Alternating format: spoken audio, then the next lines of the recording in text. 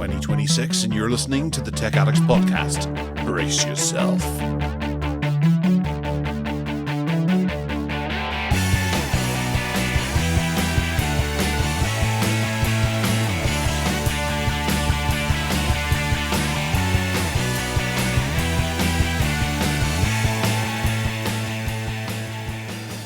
This week, troubles with Nintendo, Google's new Whoop Fitbit thing, Be My Eyes making headlines, Xiaomi's air fryer, and the Evercade Nexus excites.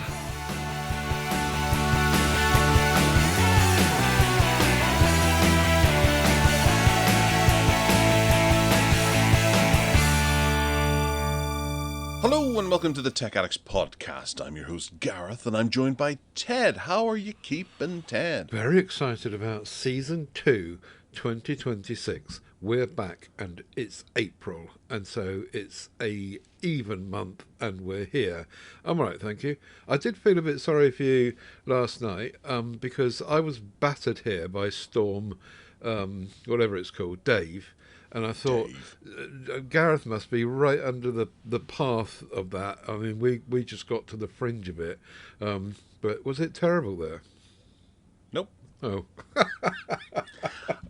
It might have been up northerly, of the northwest of Northern Ireland. I think they got it the worst. The little area I live in seems to be blessed with much milder weather than anywhere else in the world. It's, you know, if it's snowing, we don't really get the snow. If it snows here, then it must be snowing really badly elsewhere in the country. So if it's pretty windy here, it must be, you know, hurricane forces across the rest of the country. Fair enough. But I did bring in the hanging lanterns and things like that just to make sure that I was doing my bit to solve debris problems around the country. Yeah. Anyway, the sun is out now, and it's going to be blazing hot by the looks of it. It's like one extreme to the other. This is the start of the summer now today. Yeah. Oh dear, poor Ted's going to grumble about that until October. Oh dear, oh dear, oh dear. But things could be slightly better for you this year because you're not going to be in your tin can all summer, are you? Why not? Oh, because of the garage. I do. Yeah. I do have my bolt hole now, and if it does get stupid hot, I could. Yeah. If it gets stupid hot, then probably on a daily basis, I'll just bolt off to there and then come back, you know, at bedtime sort of thing. And at sundown. Yeah, and leave the door open all day. My neighbours here are actually very good like that. If I leave my door open, they keep an eye on it. I bet they come in and steal your pants. Yes. Now you'll be paranoid about that. All right, well, coming up on this show, Nintendo, who recently announced that they would be making the Switch 2 with a user-replaceable battery for the EU, has filed a lawsuit against the US government. They are seeking refunds for interest for tariffs that were paid under the Supreme Court later ruled were unlawful uses of the International Emergency Economic Powers Act by former President Trump. Google is reporting developing a screenless health band under Fitbit, mimicking Whoop's subscription-based model with basic features out of the box and premium insights, but locked behind a paywall. We'll also be discussing a blind marathon runner who is going to be guided by smart glasses. Clark Reynolds, a visually impaired artist and charity ambassador, plans to run the Brighton Marathon using smart glasses connected to the Be My Eyes app, enabling real-time guidance for sighted volunteers worldwide. Xiaomi is launching a new smart air fryer, the Mijia Smart Air Fryer Pro Steam and Roast version 6.5 litre, currently crowdfunding in China, which has multifunctional cooking capabilities. And most excitingly of all, the Evercade Nexus is a new handheld console from Blaze Entertainment that upgrades the retro gaming experience with a 5.89-inch 16 by 9 IPS screen, dual analog sticks, Tate mode, and wireless multiplayer via Eversync, all while maintaining the compatibility with over 700 physical cartridges. But in the meantime, on a packed show today, we have a bit of feedback from our number one fan, by the sounds of it, AJ Santos. He says he listened to the last, the finale of the last season. Best tech podcast by Myles, or even Miles with a Y. Best jingle, exceptional content, great hosts, light-hearted approach, good humour, good banter. What's not to like? But another season finale again? What the fuck? So yes, Wow. Our new method of doing seasons does mean that we have rather a lot of season finales. Yes, we should have about 6 a year. It's just the way it falls now. It's the easiest way to do it, so that it maintains enthusiasm without becoming blah. Yeah. So sorry, AJ. We'll just carry on with this. You'll get used to it. It's fine. We're sort of used to it. Yeah, it's actually quite nice to have a break for us as well. So Yeah. I do think it's quite a good idea. It's just that there are a number of really hardened podcast listeners that see it as oh no, a month with no Tech Addicts. That's one dropped off our list. Whereas most people would probably enjoy the break as much as we do. I'm waffling now. Your turn. No, that's fine. We'll get used to it, and who knows, if I retire one day, I might start doing this daily. Yeah. That'd be fun. Okay, so into the news topics, and I'm going to say we're going to start with the Evercade Nexus because it's the most exciting thing we've had in a while, and it's essentially just a retro gaming handheld console that it seems to be going the length. I never thought Evercade would actually last this long, and I've been a loyal supporter to them, but I haven't collected all of the cartridges because there's just too many and they're just too expensive, but I do have a decent portion of them. This new device, the Evercade Nexus, has, as I mentioned at the start, a 5.8-inch IPS screen with an 840 by 512 resolution and a 16 by 9 widescreen aspect ratio. It replaces the traditional 4:3 format seen on previous Evercade devices. It's got controls, which is always useful for a gaming console. The first Evercade device, this is to feature dual analog sticks, which is something that I'm quite excited about because I do miss those off of other devices as well, alongside a D-pad and face buttons. But it's got the Tate mode, which I had mentioned, which is for vertical screen rotation.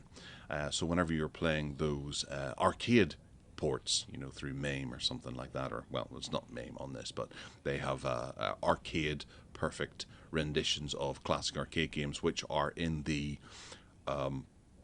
vertical screen orientation. You can turn the device on the side and play it the way it was, as opposed to having borders. They had to the that. side. It's really nice. They did that on the most recent release before this, didn't they? Yes, they did. They've been doing it for a while, but this now has thumbsticks, so you could actually. I'd like to think that you could play it the other way around. If you happen to be a lefty as opposed to a righty, you could turn it the other way. Mm-hmm. The hardware has a Quad-Com processor inside of it, which runs at 1.5 gigahertz. It's got a 5,000 milliamp hour battery, which gives you 5 hours of play, and it's got wireless headphone support. Eversync is an interesting thing, which is a wireless local multiplayer feature allowing two Nexus units to share a single cartridge for two-player gaming. Yeah. A bit like Game Boys used to have and Game Gears had a wireless or a sync cable that you could play together, and this allows you to do that, but wirelessly. It's compatible with all the previous cartridges that they've put out, which is crucial, I think, to their gaming library, where other devices like Nintendo don't carry over compatibility to Super Nintendo. How does that work then? I think it was 16.9. Presumably it'll just take the middle bit of the screen up, will it? Well, because they write the software, they don't have to worry about interpretation or anything like that. They can just develop their software. They've probably done this with future in mind. The games are all compatible with television screens because you've got HDMI out and the Evercade VS home consoles, so you can plug them into your TVs. So they're keeping these as flexible as possible, so they should be able to mess around with aspect ratios quite easily. It's going to be priced around about $199. That's for the standard edition, and then there's a Nexus 64 edition, which is limited to 2,000 units, and that'll be $230, which is available to the UK as well. I just don't have the UK pricing in front of me because I'm crap at doing these sorts of things. It includes an EVA case, screen protectors, and a certificate of authenticity, which is always useful. Look for it in October 2026, and you can get it from Funstock Online, which is a big gaming website that sells stuff. Ted, would you fancy one of these? Or are you happy enough with... Do you even still have your old one? I've got two, if you remember, because one of them stopped working and they sent me a new one. Oh yeah, what a good company that is. Yeah, exactly. Yeah, they were really good. The support when that went wrong, they were really good. And I have to be honest, I haven't fired up the one that went wrong for months and months. It might be working now, and I will have two working units. Anyway, this looks like they're after the kind of the Steam design and the Lenovo Go thingy or whatever it's called. They've just remodeled it and redone it to try and grab in that kind of those kind of people. I know it's not as extensive as the Steam stuff, but actually I think it's really nice, and it's not that expensive really compared to those other devices. And if you've already got some games, which I have, and they're going to work in full screen on it, like you just suggested, I think this would be really, really nice. It looks like it's not giant, it's not too big like a Steam handheld thingy, but it's certainly bigger than the last Evercade devices out there, and. Yeah, I like the look of it, and I echo what you're saying. Good for Evercade, good for the company to keep this going, and to they're clearly they've got investors and they're moving it forward, and they're not just kind of throwing in the towel after a short while. So good for them. I might even buy one. Very good. Well, it's a delicious looking device as well. It's got some beautiful contours to the design. It looks really quite comfortable to use. Maybe not as comfortable as some other ones that have additional add-ons, because you've got people with big hands and people with small hands, and some things are comfortable to various people. Not everyone has a perfect fit whenever it comes to handheld gaming consoles. Like I have a Nintendo Switch Lite, which I hate playing because it's so uncomfortable. And then the Nintendo Switch itself, which my son has, is really squeaky, and I worry that I might break it because it's been around for a few years. But this looks to have a few contours that are going to fit nicely into your hands, with analog sticks up at the top right-hand corners that look very comfortable. L2s or R2s. Trigger switch things, I can't remember what they're called, but the shoulder thingy, shoulder buttons, that's the ones I was rabbiting on and I couldn't quite remember. So I think that they've done some really nice ergonomic testing and things like that, with probably a few different types of hands to see what is the most comfortable for elongated play sessions. The original Evercade was not comfortable after a few. Well, maybe after about 15 minutes of playing. long may I continue. Well done, Evercade. Hats off. I wonder what the battery's like. Did you mention the battery? 5,000 milliamp hours. milliamp hours. But it'd be interesting to see how many hours of gameplay that would represent. I imagine it would be quite a lot. This is not a device that's going to be using Bluetooth or Wi-Fi terribly often, unless you actively go in and need to use it, and then you'll notice a knocking on effect of your battery life. But screen brightness and things can be turned down, and I imagine it'll probably last a good long time on that. 5,000 milliamp hours is larger than quite a lot of phones out there at the moment. Oh, here, have a constant cellular connection. Here's the UK pricing: £169.99 for the standard. Yeah, that's for the standard one. The 64 listing is not there. I do like the way they theme these, and they give it the 64 edition. Doesn't really look like a Nintendo 64 that much, but. Oh no, here it is, £189.99. So it's 20 quid more. Okay, all right. Yeah, that's not too bad at all. Nice. I might upgrade. Oh, you can they're letting you pre-order already by the looks of it. Oh, but you can only pre-order from shops, not from them. Okay. Oh, right, okay. Yeah. Well, there you go. Interesting new games console. Retro gaming obviously doing well, but it's not just retro gaming. There's quite a lot of new titles that are released for this console as well. So where little companies might make a new game for, say, the Amiga or the Mega Drive, they'll probably pop out a port on this on a cartridge. And you can. It's not just Atari games and old games like that. You have the likes of, say, Tomb Raider, and I know there's 2 Duke Nukem collections because I picked those up. I think they were the last ones I picked up, and they're pretty awesome. Then there's Broken Sword, which are old point-and-click graphic adventure games. They were great to get, and Amiga ports as well, which is terrific to see on a handheld gaming console. So, yeah, nice one. Looking forward to it. Okay, next up is Google's next Fitbit, which is going to be a device that was teased by Steph Curry on an Instagram post, and it features athletic orange accents that may include basic sensors for health tracking. Bloomberg have reported that this will feature, it'll launch at the end of the year and have some basic features out of the box, encouraging users to subscribe to advanced AI-powered insights like cycling stats and nutrition tracking and mindfulness sessions. Google's expanding access to the AI health coach in the Fitbit app to non-subscribers as a first hit is free tactic to grow the subscription base. Whoop was valued at $10.1 billion and operates a subscription model starting at $200 from the device plus mandatory membership.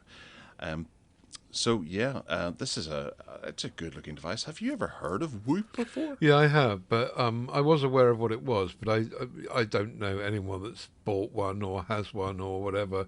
As I understand it, one of the differences here is that you can get a Whoop for kind of next to nothing, and it's a subscription, which is where they get their money, whereas Google are proposing to do the subscription model, but also charge a fortune for the device. Well, not a fortune probably, but charge you to buy the device itself more than Whoop are. That's as I understood it. But I could be wrong. I don't know. I'm not sure if people want something strapped to their wrist that's not got a screen on it, because if you've got a smartwatch, I mean, you've got all this already anyway, and you've got to pay for a subscription, which Whoop users probably are used to that already, but Whoop users have already got one. So I'm not quite sure who Google are going after with this. If they were giving it away for a tenner and then locking people into a subscription, then I would probably, I'd understand. But if they're going to charge a bunch for the hardware itself and then on top of that subscription, I'm not sure where they're going to go with it. Well, yeah, yeah. It's one of those things that you need to know that it's working the way you want it to work. So if they're selling it without a screen, it obviously has to work when you put it on your wrist, and just keep going. A number of times, my wife, who is working her way up to marathon level, she will frequently have to stop. Not frequently, but the odd time she'll have to stop because she'll look at her watch while she's running and realize that it's not tracking her run correctly. And she'll have to stop and sort of sort it out to make sure that I don't know, GPS is on or something like that, or it's started tracking her in some way.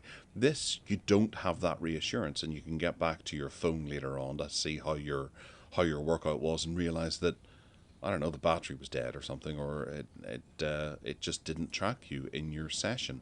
So, whereas with the screen, you could have had a basic idea as to whether or not things are working the way you want to. So they have to be sure, and especially if you're paying a subscription, you don't want to be going back to them going, I just did a 10k run and it didn't track me at all when I got home. It's a bit like it feels like it's a big Samsung Ring, really, because the Samsung Ring has got no immediate feedback, so it's like a giant Samsung Ring that goes around your wrist, and hopefully will be a bit cheaper, or a lot cheaper. Yeah, and obviously it attaches in such a way that you want it to stay on. It shows Steph Curry, who's a basketball player, I'm guessing, given that his picture has him holding a basketball. Right. Obviously uses this during, well, contact sports is going to be a problem because it could get ripped off. A ring is actually not going to be ripped off that easily in a contact sport. Not without the finger too. No, and you'd probably finish afterwards if it was to be ripped off. Yes. Anyway, well, we're going to keep on a sporting theme here because this is Tech Addicts and we love our sports, don't we, Ted? Yes. Clark Reynolds, who is a visually impaired artist and charity ambassador known as Mr. Dot, will run the Brighton Marathon using smart glasses connected via the Be My Eyes app to the global network of sighted volunteers who will guide him in real time. Nothing could possibly go wrong there, could it? Boaty McBoatface. Reynolds, who lost most of his vision 13 years ago, previously ran the London Marathon with a physical guide, but is now using the technology for this next race. The Be My Eyes app lets volunteers see his surroundings through sort of like a glasses camera affair, and they can give him verbal directions, helping him avoid obstacles and even discuss sight loss during the run, which could be a wee bit off-putting, but who knows. Ted, you said that some of our listeners, or at least contributors, might have some experience of this app. Yeah, Steve Nutt, who is unsighted and comes on to PSC now and again, he brought Be My Eyes to the show and told us all about it months and months and months ago. And he was using it, and they've got a network of helpers who you connect with when you want to do something, and they see what you're seeing, basically. And so they've taken this a step further, and they've made it available for someone that's running a marathon. But I think it's the same principle. And Steve also demonstrated how to use it with someone describing a picture to you. So if you're looking at a picture and you're unsighted, then someone down the pipes will say to you, tell you what you're seeing. However, with the onset of AI, the last time that Steve was on the show a couple of weeks ago, he said basically that AI is taking this over anyway, and they, the robotics and the AI and the automation.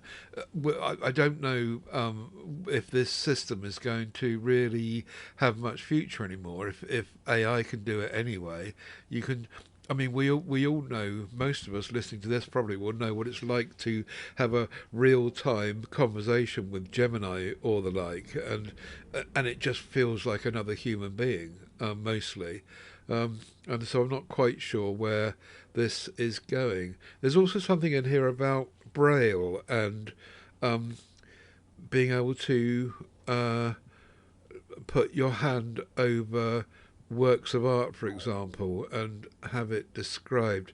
Not sure what that's about, but yes. So this app, this system is not new. It's just that Mr. Dot has decided to use it to do a marathon. So I guess he's got a headline. Well, yeah. He's obviously using this. I keep saying obviously. That seems to be the theme of the show. Me saying obviously. Clark. His first name is Clark, isn't it? I keep going to call him Reynolds, but no. Clark is using his marathon to raise awareness and funds for sight loss research, turning this personal challenge into into public inspiration, that sort of thing. Right. And he describes this similar to a Peloton bike, with someone guiding you. And, a what bike? He says a Peloton. Peloton. Yeah, it's a type of exercise bike that has a screen on it and shows you where you're going and things like that. And you've got people to race against. It's like social networking and exercise bike mixed into one. Never heard of it. But it says that the volunteers who are helping him or guide him are not only his eyes but his cheerleaders too. So good luck to you, Mr. Reynolds. Hats off to you. And one offer of advice here would be to remember to turn this off if you happen to go to the Portaloo. Yes. That could be the wrong type of headlines that he gets there. Or Soho. Well, does the marathon go through Soho? Well, it could do. It's going from Brighton to London. It might.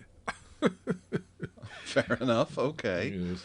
That could be a highlight for everyone tuning in. But these Ray-Ban glasses that people are using really are quite immense. I've actually found myself quite enjoying the. Is it LGR? He goes and does his thrifting, and where he'll go into a thrift store wearing these, and he'll have a look around at things on the shelves, and he'll look at old computer games and DVDs and things like that, and record the experience. So you're there with him, and you can. He'll put the video on YouTube, and then people will comment going, "Oh, you missed this," and he'll go back the next week and pick that up.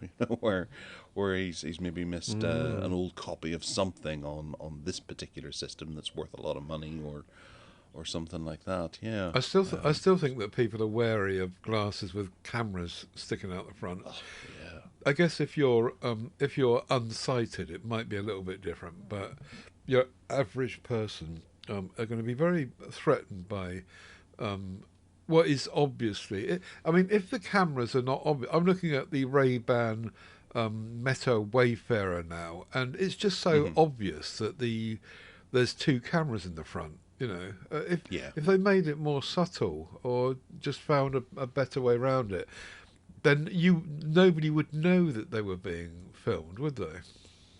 But is that not even worse? That's really, really creepy for someone to have covert observations going on there. But if you had a pair of Ray-Bans that looked exactly like a normal pair of Ray-Bans, then nobody would even think about it. You just think that someone's got a pair of Ray-Bans on.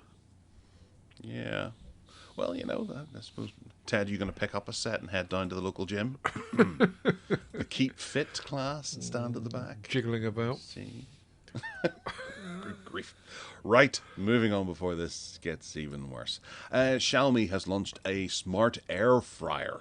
And this air fryer offers 11 cooking functions, including steam, frying, and Sous-Vide. Is that how you say it? I don't know. I just know of the type of bread here, the multi bread that we have called Vita, but I don't think it's the same thing. Right. And it uses an 11.5 litre water tank for up to 7 dishes. It can do temperature ranges of 30 to 230 degrees C. And it's got 360-degree air circulation and even crisping, and a dedicated 130 degrees C steaming mode for fast, energy-efficient cooking. I hope you're keeping up with this. I know bugger all about air fryers, but Ted, I'm going to rely on you to tell me that this is all good or perhaps bad. I've just looked. It connects via. I just looked. Hang on, I just looked it up. Sous-Vide is the French for under vacuum, a cooking technique that involves vacuum sealing food in a bag and cooking it in a precisely controlled low temperature water bath, usually with an immersion circulator. So now you know. Wow. Okay, that's excellent. It sounds. It's like a toasty then, a toasted sandwich that you put in a toaster. Right, you put it in a wee bag and it heats it. Good, very nice. Oh, it reminds me of do you remember those bags of fish in a bag, and it was completely sealed with the sauce in it, and you just put the whole bag into boiling water for 20 minutes, and then you cut it open when you finished. I think it's the same as that. Like rice in a bag, quick. You get. Well, except you don't immerse that. You stick it in the microwave for 2 minutes, don't you? This is. Well, my wife puts bags of rice into a pot and bubbles away. Oh right, okay. You get fluffy rice. Not sticky rice, fluffy rice. Fair enough. Anyway, third time now. This connects via the Hyper OS, controlled via Xiaomi's app. Of course it does. It's got Xiao AI voice commands and a physical dial that includes 100 recipes, 31 tailored for this particular model. That's not very many whenever you think about it.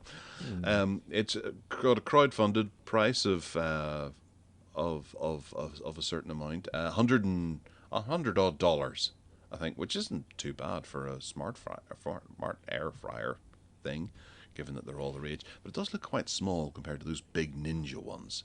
But I suppose having everything in an app that allows you to do stuff online or potentially be hacked. No, I shouldn't say that. To cook your dinner and have it ready for you whenever you get home, maybe. Would you be entertaining one of these? Do you use an air fryer? No. I've never had an air fryer. There's lots of talk about air fryers. When I say I have never had one or used one, people say, "What? You've got to get one!" And people that have got them swear by them, and they can't understand how anyone can possibly live without one. They're absolutely brilliant. But I have to say that I've managed without one. And actually, that water tank in this Xiaomi one, I mean, you could just put a saucepan on your hob with water and it'll do the same thing, surely. I suppose this will appeal to people that are baked into the Xiaomi system as they get sucked into more and more stuff that gets controlled by HyperOS and their phones. Xiaomi are just trying to become Samsung and get people sucked in, and Apple and rapidly becoming Google too. Well, they're putting in good infrastructure. I have an air fryer, and I do use it from time to time. It's particularly good on not chips. Supposed on chips, yes. Sweet. What are those orangey chips called? Wedges. Sweet potato chips. Oh. Yeah, sweet potato fries. Okay. You throw those in, and it cooks them really nicely if you turn it round to like 6 or something or whatever. But yeah, it's one of these. It's basically an oven that does it for a fraction of the price of using your full oven. Yeah. And hob and things like that. But you can only put one thing in at a time. Yeah, exactly. Well, unless it's a whacking great big one, I suppose. Well, you could buy 3 of them and then do vegetables in one, chicken in another, and then dessert. Yes. I don't know. People who use them seem to swear by them, and that's good, I suppose, because they're happy with them. And Ted, you need to get one. Oh, you need to get one. I can't see that it would change my life in any way. All right, well, moving into Nintendoville, because they are going to redesign the Switch 2 with a user-replaceable battery to comply with the EU's 2023 Right to Repair regulation, which mandates easy battery replacement for portable electronics by 2027. They are also going to redesign the Joy-Con 2 controllers, which will allow users to replace individual lithium-ion batteries. Wait, hang on a second. That doesn't make any sense.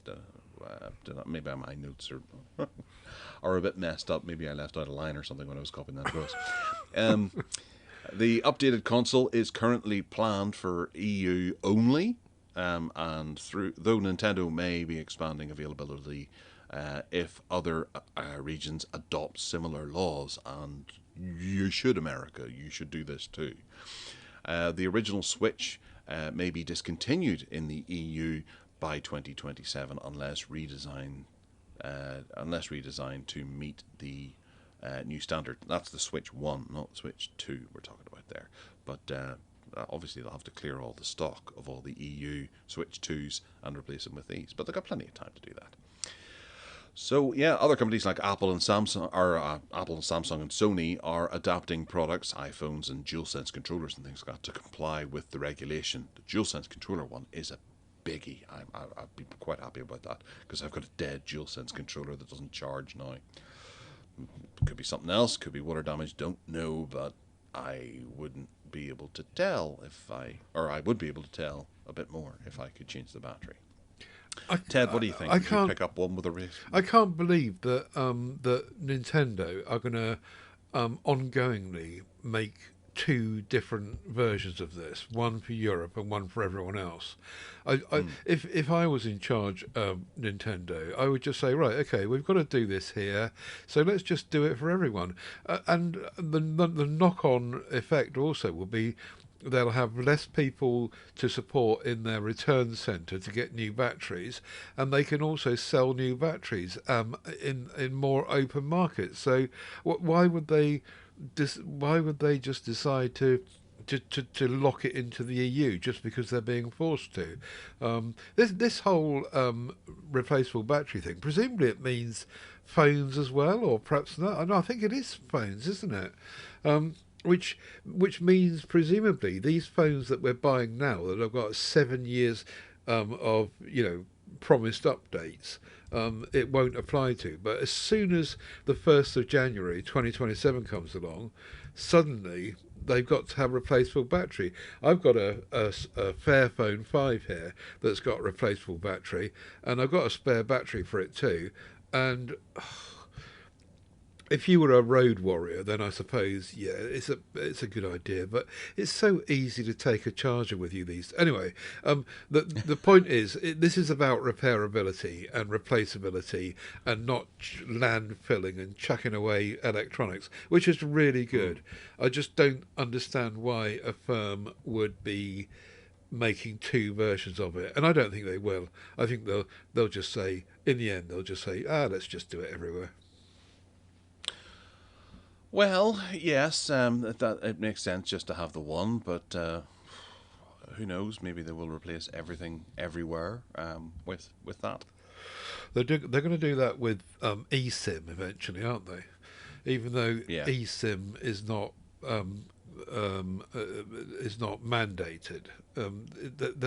They'll come to a point where they've already rolled out phones in America with eSIM only, no physical SIMs, and eventually they're going to say, this is nuts, we're creating two different versions of this, we'll just do one and it's all the same, and tough titty if you don't like eSIMs. True, yes, that's something that could happen. But one of the options that they could do is pull out of America altogether. Oh yeah, they did that. Like Sony. Well, yeah, because Nintendo's in the news as well for another sort of bump in the road whenever it comes to the current administration of America and their refund policy possibly coming into scrutiny because of the tariffs that have been deemed unlawful by the Supreme Court. Nintendo's legal action is targeting the imposed tariffs, which came up under Trump's use of, was it the IEEPA, which was later ruled illegal by the Supreme Court. The company delayed the US Switch 2 pre-orders in early April 2025, citing evolving market conditions and the tariff impacts after Trump's Liberation Day announcement. I thought it was on Liberation Day that he did that. Nintendo has maintained the $449.99 console price by sourcing products from Vietnam, but raising prices of the accessories like the Pro Controller and the Joy-Con sets. The US Customs and Border Protection collected around about $166 billion in duties under these tariffs, and a refund system was promised within 45 days post-ruling.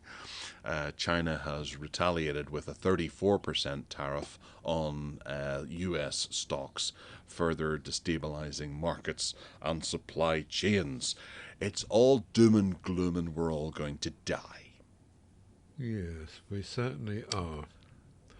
Yeah. So, Ted, what do you think is without getting political, obviously, we don't want to get anyone's backs up. And economic as well, because to understand all of this stuff, you would need to have an economics degree and a political degree, and it's all wrapped up in what Trump is doing and the sticking this 10% global tariff on it to try and encourage American firms to make American and make stuff in America, and we'll keep it all in the borders of America because, as they know, America is the world and nothing exists outside.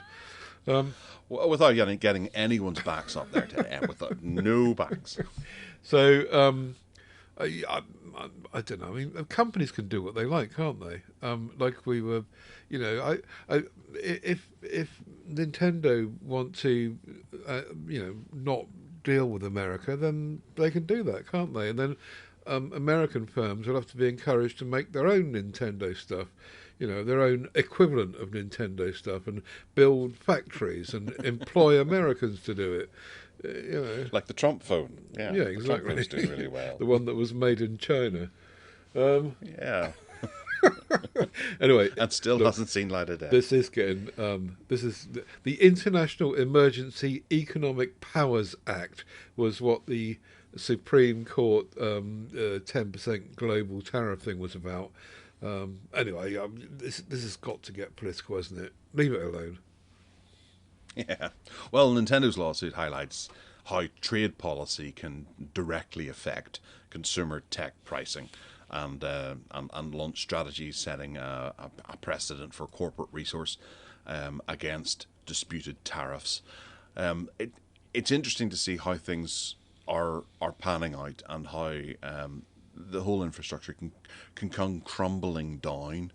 Nintendo can't just pull out of America because the amount of Nintendos that they sell in the States is unbelievable. It's probably their I'd say it would be their largest market, outside of maybe China, but it at least doubles the amount of units sold compared to China, and it would be a lot more than Europe, I would dare suggest.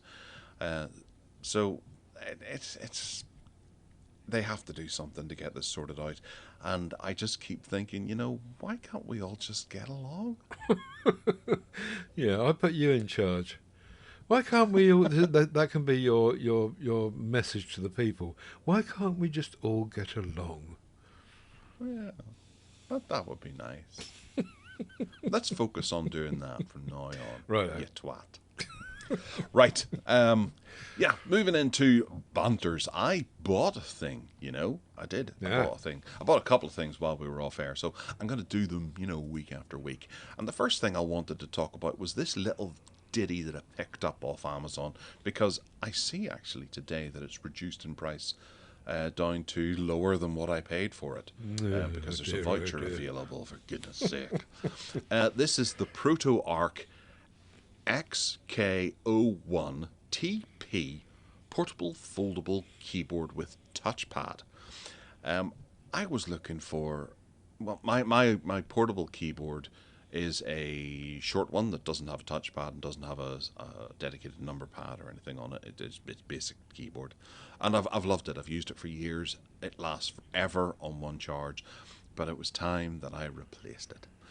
because my son wants to use it more so than me. And I've got a few other keyboards that were just not really great, but I went out and picked this up because I quite like the look of it.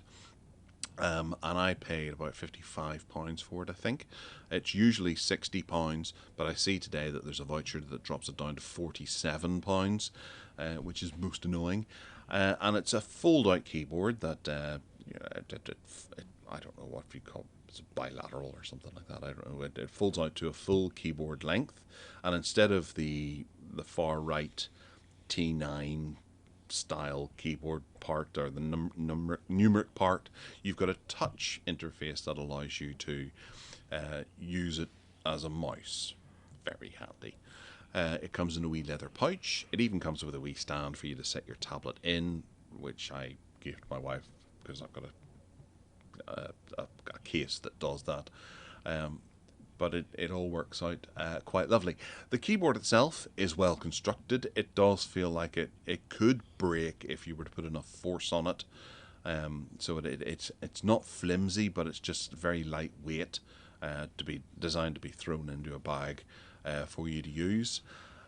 It folds out very easily and turns on instantly and connects to anything nearby, and you can connect it to 3 different things. So you can have your phone, your tablet, and a laptop or whatever if you need it for a laptop. And the keys are all really nicely spaced out. They've got a good level of clickiness. They're quite tactile. They've got, the scissor mechanism in underneath, so they pop back up again whenever you type on them, which is always useful, as opposed to not popping back up and only being able to press a button once. And it charges very quickly, and it lasts. Well, I've charged it once since I got it, and I suppose that's about a month now, and I've used it a decent amount of times. And I haven't had to charge it again. Does it tell you when it's going to need charging? Is there LEDs? There is an LED. Whenever you turn it on, the LED turns a different colour depending on how much battery there is left in it, I think. Mm-hmm. It's not changing colour at the moment, so I think it's probably 80 or 90%, maybe 70 or something. I don't know. Mm-hmm. The touchpad has multi-finger clicking, so you can zoom in and out with it, and you can use 2 fingers for right taps and left clicks and those sorts of things. So you get like a proper laptop style interface with your tablet that could be running Dex or whatever, and it seems to be very compatible with that. The one drawback I would say that I've found is that whenever regionalization isn't great on it, so if I use Shift and 2, I get, is it the @ sign as opposed to the inverted commas, and there's no real way to switch it round. I've set it up in Android to be UK based, but it still doesn't change. And even though the 2 button shows both the @ sign and the inverted commas, you can only select one of them, which is quite annoying. And the manual's available from their website, and I've downloaded it, and I don't see any other way to do that. The @ is also to the left of the Enter key, so it is. You have to use it down there, but I think it's the other way around, whereas the 2 is the @ and then down there is the inverted commas, which isn't their principal function from what you see. So you have to remember that. So every time I'm emailing something, I'm like, oh, piss, I have to use the other one. But it's a very comfortable keyboard to use. I quite like it. I thought I'd recommend it to people if they're looking for a wee portable buddy to take with them. I know you like your keyboards too, and you've got a very large selection of them. But have you ever seen this or used something like this? I have used something like it, but not with a trackpad on the side. And it's interesting, I'm looking at the mechanism. Because it's got a trackpad on the side and it folds in to be kind of symmetrical, the break on the first fold is behind the D and the E and the dollar buttons, which means they have to kind of fold into holes in the other side, it looks like a very clever little mechanism when you fold it up. Yeah. I do. Actually, another thing that I do wish that it could do is whenever you unfold it, if you were to use this on your lap, you can't sort of flay your legs. Is that the word? Because it'll fall back in itself. It doesn't rigidly... Doesn't lock. lock whenever it's Right. open. Yeah.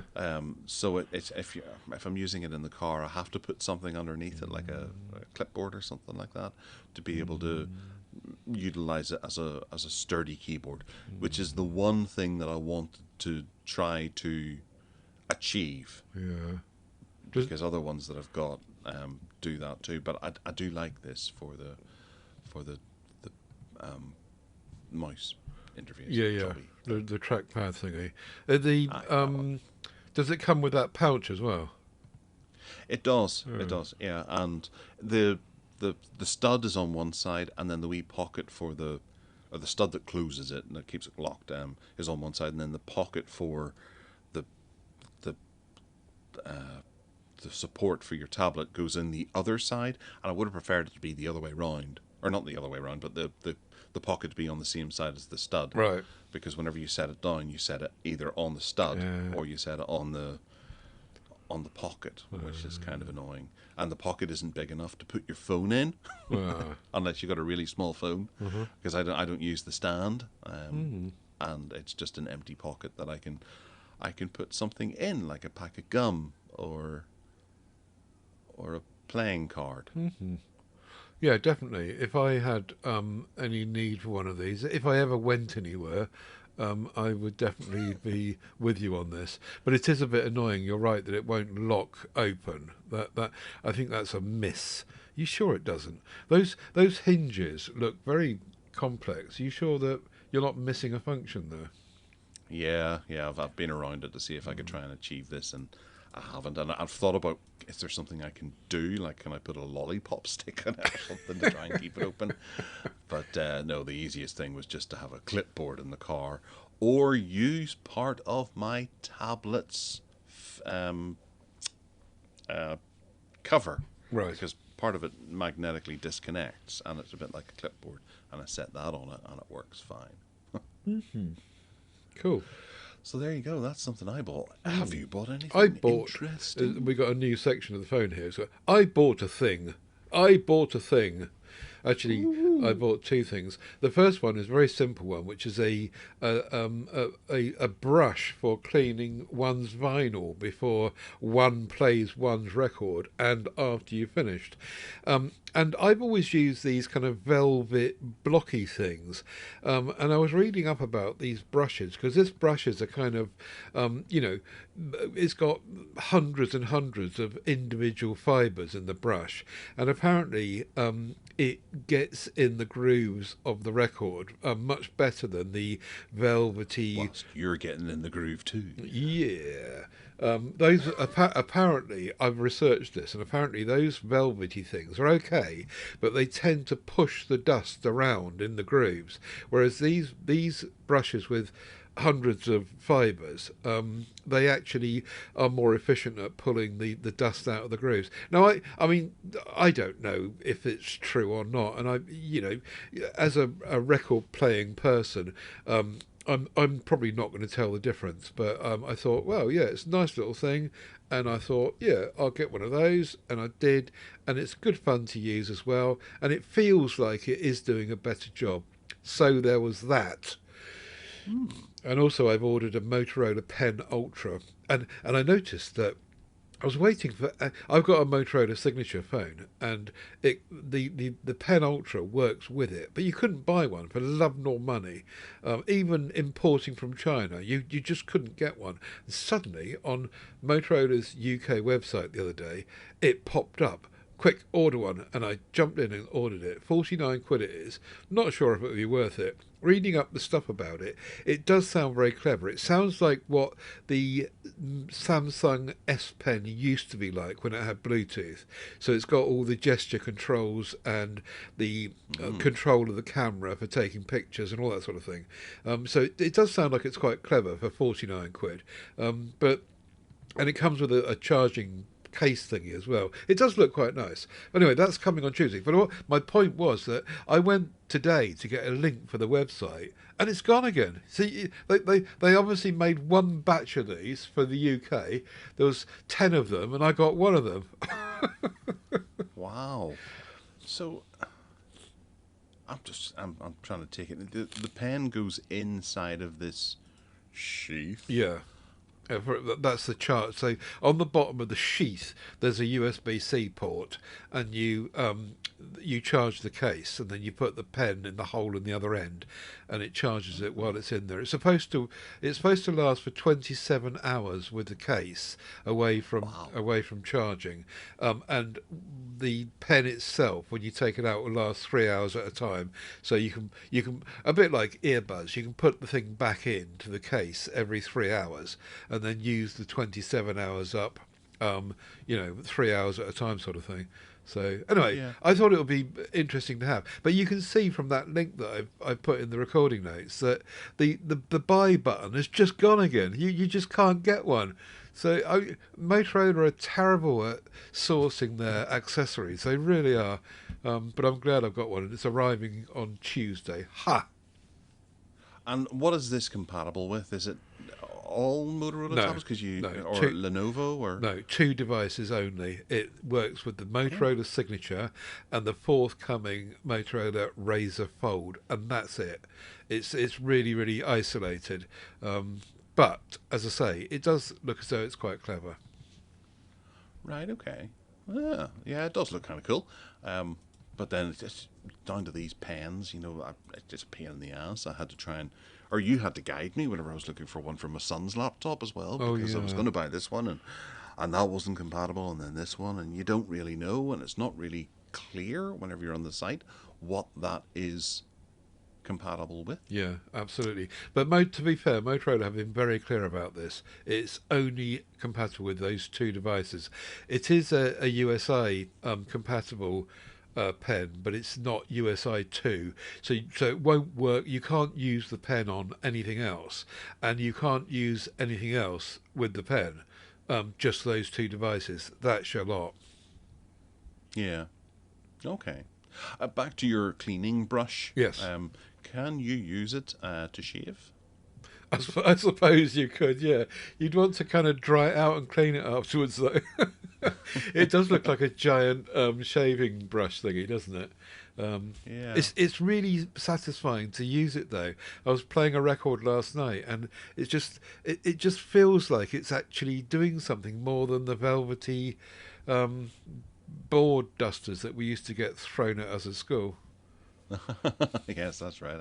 I took one square in the chest once, and whoop, chalk that went in my face.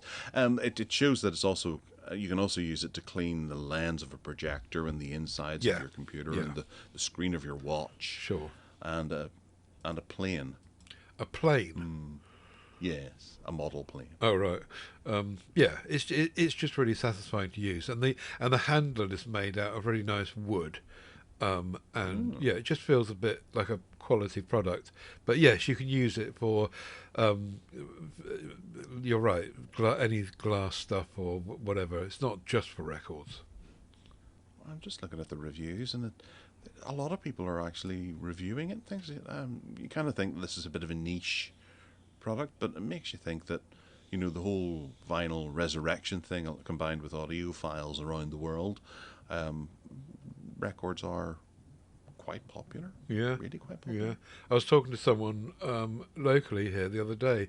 She saw my record player and said, "Oh, I want a record player. I want a record." I said, "Well, you better get on and you better hurry up and get on with it, because record prices are just going up and up and up all the time as the fad regurgitates itself."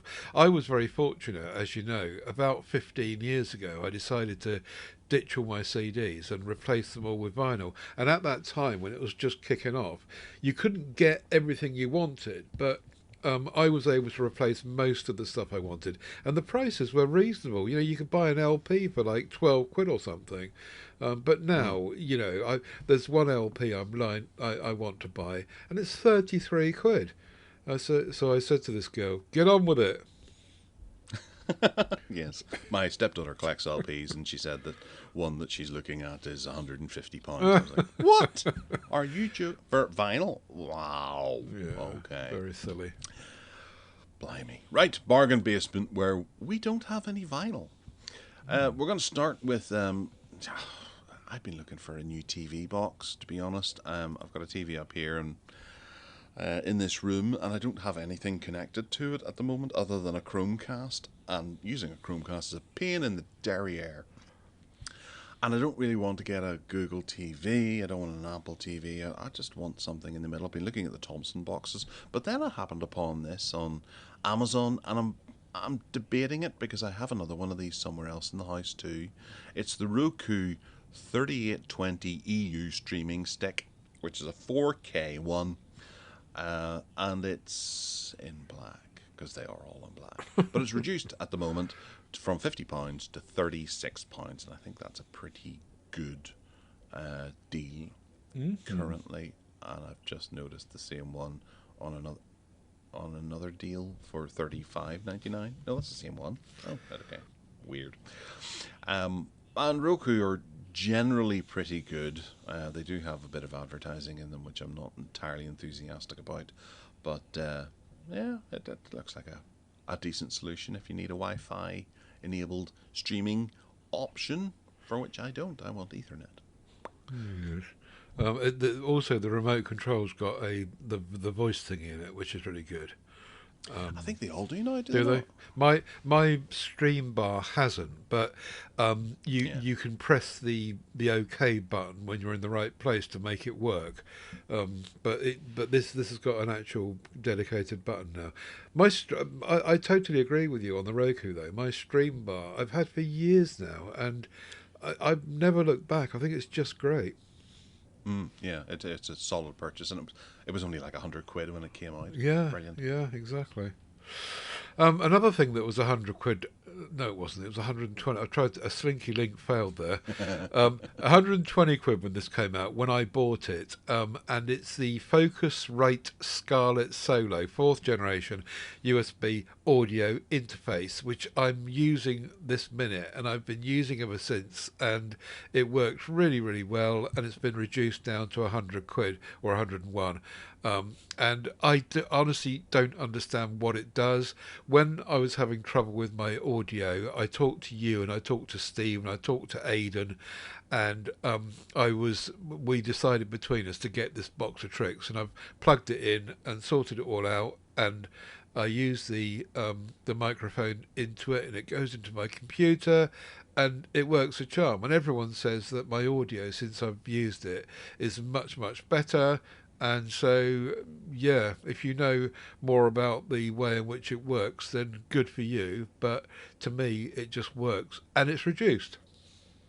Yeah, excellent stuff. It's a quite a nice little piece of tricks if you in any way need a good bit of audio boostage but don't want to spend the big money.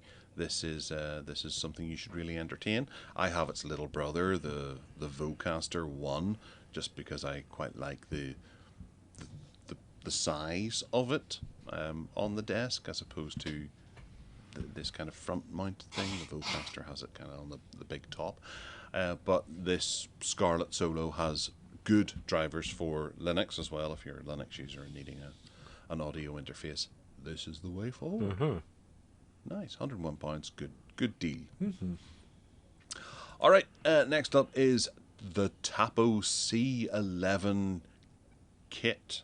2K 3 megapixel battery security camera outdoors wirelessly.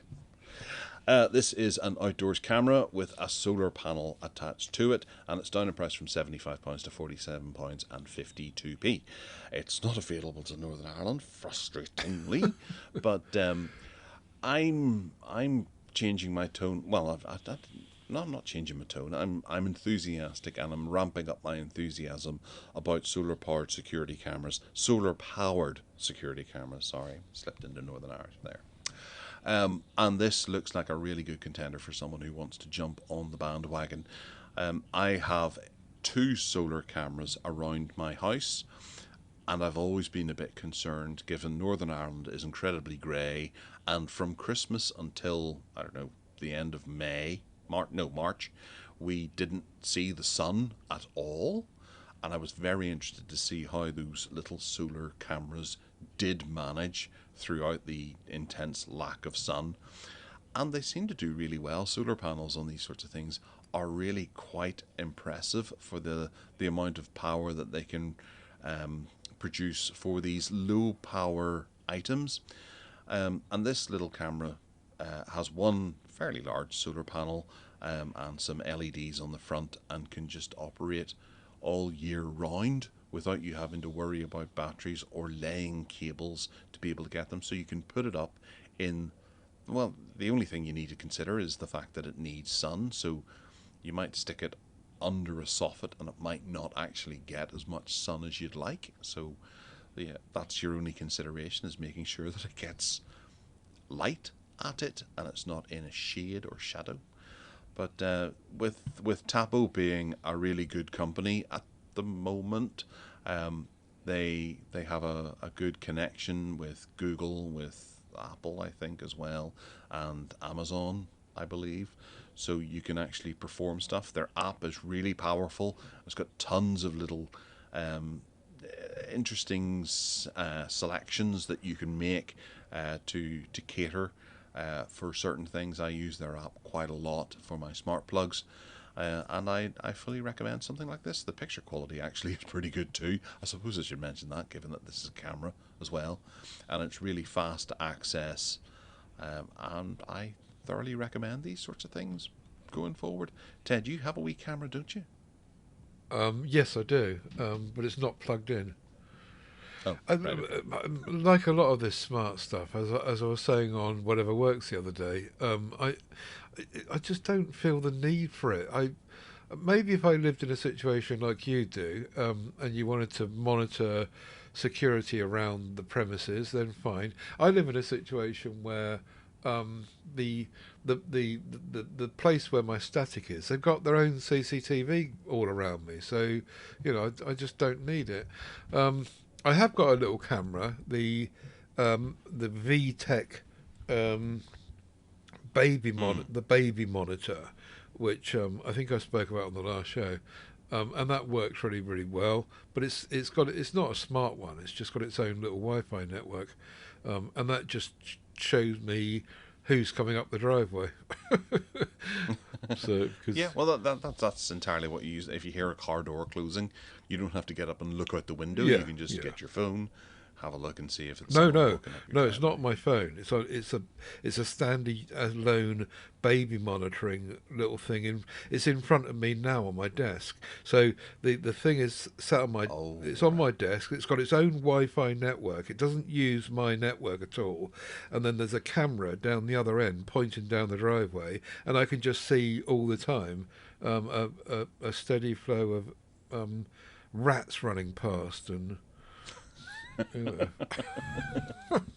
Well, this sort of thing, you can put up, and then it takes an SD card as well, and you can access it and have a look and see if anyone was there whilst you weren't there. So, very handy, and for 47 quid, it's a nice thing to have, and it gives you that little bit of reassurance that things are a bit safer. Yes, indeed. Right, Google Pixel Watch 4 is next, the 45mm big one, the Wi-Fi version in satin moonstone colour.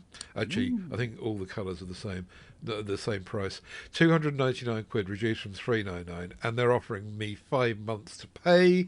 So there is that. I've got a Watch 3, so I don't really need one, but for anyone that hasn't got a Watch 3 or is coming from a Watch 1 or a Watch 2, I think the 4 is a worthy upgrade.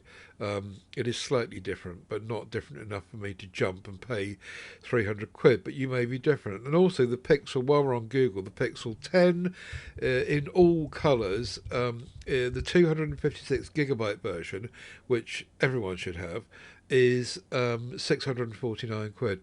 So bit of a bargain there. I guess they're getting ready for the Pixel 11 in due course. So the 10's going to be pushed out a bit cheaper. Yeah, so 649 for 256GB, which is very cool. Absolutely. Wow. Yeah, that's damn good value for money. Next up is the Anker USB Type-C charger, which is a 6-port charging station, and it delivers 112 watts of power. Not 120, 112. It's compatible with things. There's 3 USB-A's on the front and 3 USB Type-C's. It's down in price from 40 quid to £29.98, which is a significant saving, and these are really nice little desktop chargery things that you can plug your iPhone, smartwatches, and all that sort of thing into, and not have to worry about it. Delivers a lot of power on demand. Yeah, grand. Cool. I like these. And also, customers usually keep this item. Have you noticed that? There's a big badge that comes up. This is often returned, it says, or something. But this one says, Yeah. customers usually keep this item. Yeah, I went looking for a charger from a smartwatch and noticed that customers normally return this item. It's like, oh, right, okay, Yeah. because it's not compatible with this watch and that watch. It's quite bizarre, because if you then dig into the reviews, they're on like 5 stars. You think, well, how many people have to return it for them to put that big badge up? Very odd. Yeah, yeah. Right, the TCL Next Paper 60 Ultra is on sale. I've never seen it so cheap. It's only by 10 quid, but 490 quid. Sorry, 419 quid. Previously, it was 429, I do believe. They're offering me 5 months to pay for this, and when I bought mine, it was certainly more than this. Lunar White or Nebula Black. This is the one that the little bundle that comes with the clip cover and the stylus included. And for 419, if you fancy a Next Paper device, it's actually really nice and has got a lot going for it. So there you go. Very nice. Yeah, these are good-looking machines. Oh, whoops. I shouldn't have done that. There, we'll do that instead. Right. Next up is back to Tapo, because, yeah, it's smart. You got shares. Been a while. £40 down to £27.20, and that's the Tapo P100 4-pack. I'm actually doing something new with these as well, where I had, various things plugged in. I'm now just attaching these to the bottom of things, and then when I want to plug them in, I plug them in and they automatically connect to the Wi-Fi. I have a dehumidifier in the bathroom with one of these attached to the bottom of it to reduce, the level of mold or something like that. Or during the winter, you don't have to open the window. You can just plug it in. And then this has a little schedule built into it where it'll turn on for an hour and then automatically turn off after an hour. Or I can manually turn it off myself with the app or with the button on the side. So I've just picked up 2 boxes of these with 8 in total. For 56 pounds, I think it is, or 55 pounds, and I'm just sticking one of these on the ends of the plugs of various things around the house. Heaters, little electric heaters for coming into the winter, because it's almost summer now, and you'll be able to just plug that in and it'll turn on for an hour and then turn off. Brilliant. I think that's a really sensible little solution given how cheap these are, and it means that you don't have to stay connected to your Wi-Fi Internet of Things network if you have one all day long, and you can just use it as and when, and it's got a wee schedule all set up for it, and just plug it in, away you go. I think that's quite clever. I patted myself on the back with that. Really good price, isn't it? £7 each. Yeah, and I have the only smart plug I've got in the place is one that is on my lamp in the lounge, just because I want to be able to say I've got a smart plug doing something, because I walk past the switch every time. Anyway, we've been there before, but yeah, for £7 a piece, it's great, isn't it? But, it's important to, I just wanted to mention these are not the ones with the power monitoring thing, okay. or energy monitoring. Yeah. You can get those. They're £32 for 4, so they're £5 or more expensive. I suppose it's £1.50 each or whatever. Yeah, £5. Yeah. But yeah, there you go. Another interesting message here from Amazon to me. Control this with your device. Ted's Echo Show 5 3rd generation. This item, it says, you have this, and it's got, it's pointing to a Echo Show 5 3rd. I do not believe I've ever had one of those. Oh, really? It's telling you that? It's telling me I've got one, and I haven't got one. Well, unless I've completely forgotten I had it and sent it back or something. Would you have bought it for someone else as a present, maybe, or? Echo Show 5. I don't even know what an Echo Show 5 is. Anyway, it's just funny how the Amazon gets stuff wrong, I think. Yeah. Right. There you go. My last one is the Claude Note AI voice recorder, which I mentioned because it is reduced to £126 from £149. And we did conclude, when we spoke about this before, that the Claude Note AI voice recorder really isn't anything much you can't do with a phone. And, it's a standalone device. It's also got a subscription model, which you've got to not only buy the device, but if you want more than so many recordings summarized and transcribed a month.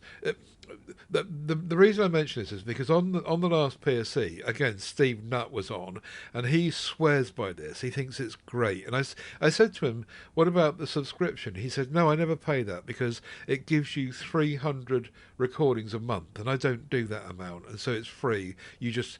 As far as I'm concerned, I bought the unit and it works fine for me. So that's fair enough. If you don't use it more than 300 times a month, then I suppose it's okay.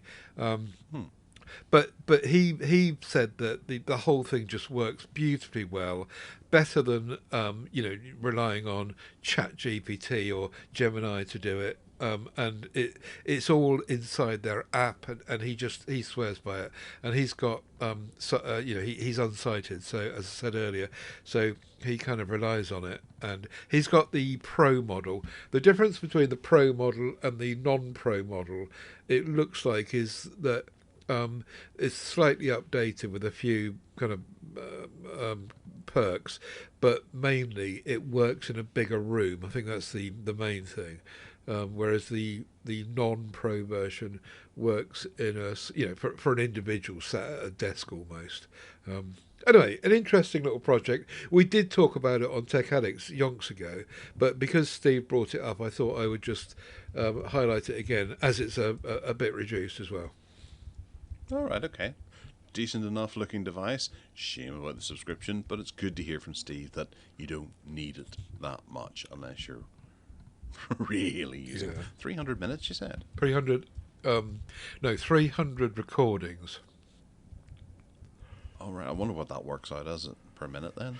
I think it's actually it might be 300 minutes. I can't remember what he said, but he said 300.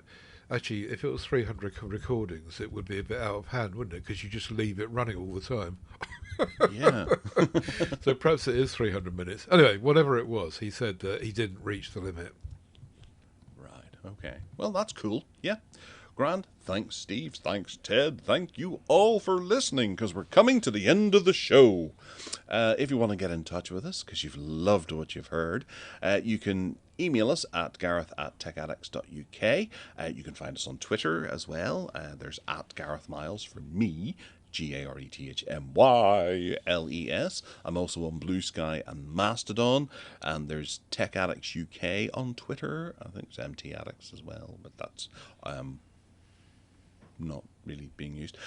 You can find me at garethmiles.com for all my bits and pieces here and there, or if you want to get in touch with me that way, you can do.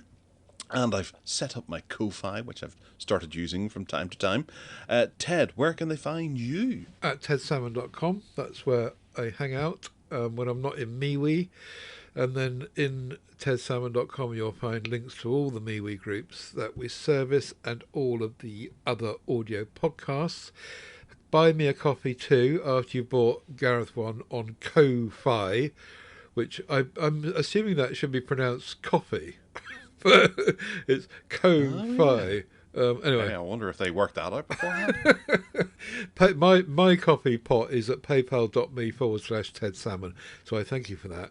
And last week I ditched my Blue Sky account. I never use it, and I don't know anyone there hardly, and it just seemed like a waste of time.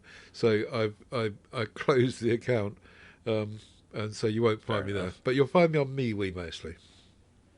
Grand. All right, well, we will be back at the same time next week with another lovingly collated collection of gadgetry news. And until then, we will say farewell and and have a little cry, won't we? Goodbye. I'm so sad. Take it easy, folks. Bye.